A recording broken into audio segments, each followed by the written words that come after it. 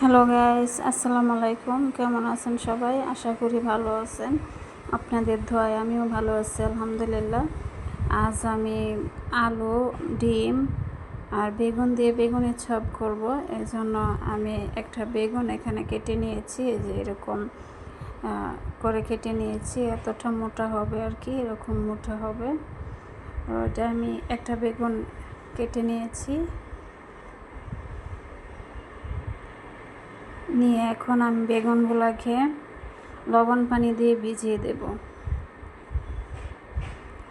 আমি এখানে সব কটা বেগুন উঠিয়ে নিচ্ছি, নিয়ে আমি বেগুনগুলোকে লবণ পানি দিয়ে ভিজিয়ে নেব। এখানে আমি একটু লবণ দিয়ে দিব,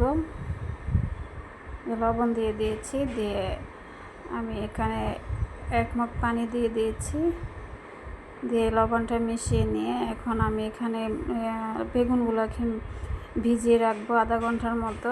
এতে করে বেগুনের যে একটা কালো কষ থাকে, কষটাও বেরিয়ে যাবে আর বেগুনগুলো একটু নরম হয়ে যাবে। আর লবণ দিয়ে ভিজিয়ে রাখলে খেতেও ভালো লাগবে আর কি। তো আপনারা যারা এই পর্যন্ত আমার ভিডিওটা দেখছেন, প্লিজ আমার ভিডিওটাতে একটা লাইক দিন, লাইক দিয়ে পুরো টাইম করেন ভিডিওটা। আর এটা খুব মজার একটা জিনিস বানাচ্ছি আজকে আমি। এখন আধা ঘন্টা হয়ে গেছে, দেখুন আমি বেগুনগুলোকে উঠিয়ে নিচ্ছি। আর দেখুন পানিটা কেমন কালো হয়ে গেছে। এখন আমি একটা পরিষ্কার একটা গামছা নিয়ে আমি বেগুনগুলোকে এভাবে বিছিয়ে দিচ্ছি যেন পানিটা শুকিয়ে যায়। বেগুনে পানিটা থাকলে যে বেসনগুলোটার সাথে কোট হবে না, ছেড়ে ছেড়ে যাবে। সেই জন্য আমি পানিটা এভাবে চেপে চেপে নিয়ে শুকিয়ে নিচ্ছি আর কি। এই যে দেখুন, এভাবে শুকিয়ে নিচ্ছি যেন বেগুনের গায়ে পানিটা লেগে না থাকে। এখন আমি চলে আসলাম ওই আলু ভর্তাটা বানাতে। আলু ভর্তাটার জন্য আমি কতগুলো শুকনো মরিচ আমি কষলে নিচ্ছি, নিয়ে আমি আলুটাকে কষলে নিচ্ছি। নিয়ে এখানে আমি বেরেস্তা করা পেঁয়াজ দিয়ে দেব। তো বন্ধুরা, আমার ভিডিওটা ক্যামেরাটা একটু ঝাপসা হয়ে গেছে, কীভাবে আমি বুঝতে পারিনি। ভিডিওটা মানে ক্লিয়ার আসতেছে না, আমি বুঝতে পারিনি। ভিডিওটা করার সময় দেখে আমার ক্যামেরাটা ঝাপসা, আমি পরে ঠিক করে নিয়েছিলাম, তবে ভিডিওটা ততক্ষণে হয়ে গিয়েছিল। তো আপনারা একটু কষ্ট করে বুঝে নিন প্লিজ, কিছু মনে করবেন না। আমি আমি বেশি করে পেঁয়াজ বেরেস্তা আলু ভর্তাটার মধ্যে দিয়ে দিচ্ছি। এতে করে যে চপটা হবে সেটা দারুণ স্বাদের হবে।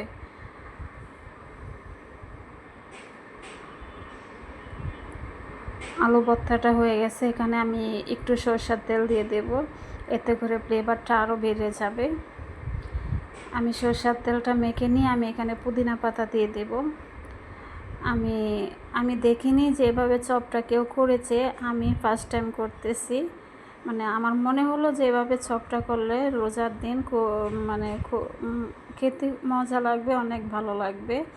তো অনেকে তো ডিম চপ খায়, আলু চপ খায়, আমি তিনটা একসাথেই বানিয়ে করেছি, মানে খুব টেস্ট হয়েছিল খেতে। আমি বেশ কিছুটা পুদিনা পাতা এখানে দিয়ে দিয়েছি, দিয়ে আমি ভালো করে মেখে নিচ্ছি। আর অসম্ভব টেস্ট হয়েছিল ওই চপটা খেতে, মানে একটা ইউনিক একটা মানে খাবার আর কি। তো আমি এখন বেসনটা গুলিয়ে নিচ্ছি, আমি দিয়ে দিচ্ছি বেসন। আমি বেসনটা চেলে নিচ্ছি, চেলে নিলে ব্যাটারটা ভালো হয় আর কি। আমি চালের গুঁড়া দিয়ে দিব, এরপরে ময়দা দিয়ে দিব, দিয়ে আমি তিনটা একসাথে মিক্সড করে আমি বেসনটাকে মেখে নেব আর কি। আমি এখন ময়দা দিয়ে দিচ্ছি, চালের গুঁড়া দিয়েছি আর বেসন দিয়েছি, দিয়ে তিনটাই আমি চেলে নিচ্ছি।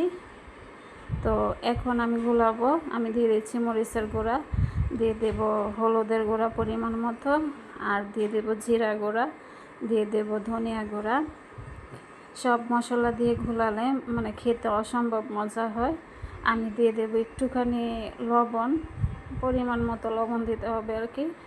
আর দিয়ে দেবো একটুখানি রসুন বাটা, একটুখানি আদা বাটা।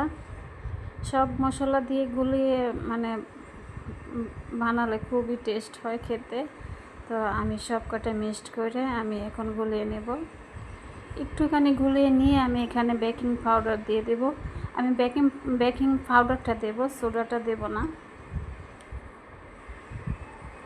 আপনারা চাইলে সোডাও দিতে পারেন, তবে পরিমাণটা একটু কম দিতে হবে সোডাটা। তো এই দেখুন আমি বেকিং পাউডারটা দিয়ে দিচ্ছি এখানে পরিমাণ মতো, দিয়ে আমি ভালো করে মেখে নিচ্ছি। একদম ভালো করে মেখে নিতে হবে, যেন কোনো বাবলস না থাকে আর কি। মেখে নেওয়া হয়ে গেছে। এখন দেখুন আমি ইউনিক কি একটা চপ বানাচ্ছি। এটা আমি এখনও দেখিনি কেউ বানাতে, তবে আমি বানাচ্ছি। আমার মনে হলো এভাবে বানালে টেস্ট হবে। এখন আমি এখানে একটা ডিমের অর্ধেকটা দিয়ে দিচ্ছি। আমি কিন্তু ডিমগুলো ভেজে নিয়েছি, ডিমগুলো সিদ্ধ করে আমি এভাবে একটুখানি ভেজে নিয়েছি, লবণ দিয়ে ভেজে নিয়েছি আর কি। বাজারটা দেখাইনি, এমনিতেই ভিডিওটা লম্বা হয়ে গেছে, লম্বা ভিডিওটা কেউ দেখতেও চায় না, সেজন্য আর ভাজা দেখাইনি। ডিমটা আমি সিদ্ধ করে ভেজে নিয়ে মাঝখান থেকে কেটে নিয়েছি। আমি ভর্তাটা এমনি বেগুনে দিয়ে তারপর ডিমটা দিয়ে দিয়েছি, দেখতেই পাচ্ছেন একটা বানিয়েছি। তো আরেকটা এমনি বানাচ্ছি, দেখুন আমি ডিমটা কিন্তু মাঝখানে দিয়ে খুবই স্বাদ লাগে খেতে, কি বলবো বন্ধুরা। এই যে এখন আমি ওই যে বেসন গোলাটা দিয়ে কোট করে নেব। তো আপনারা যারা আমার ভিডিওটা দেখছেন, যদি ভালো লাগে আমার চ্যানেলটা সাবস্ক্রাইব করে লাইক কমেন্ট করে আমার পাশে থাকবেন। আমি এখন বাসতে চলে যাব। তো বলতেছিলাম যে লাইক কমেন্ট করে আমার পাশে থাকবেন, আর ভিডিওটা বেশি বেশি করে শেয়ার করে দেবেন।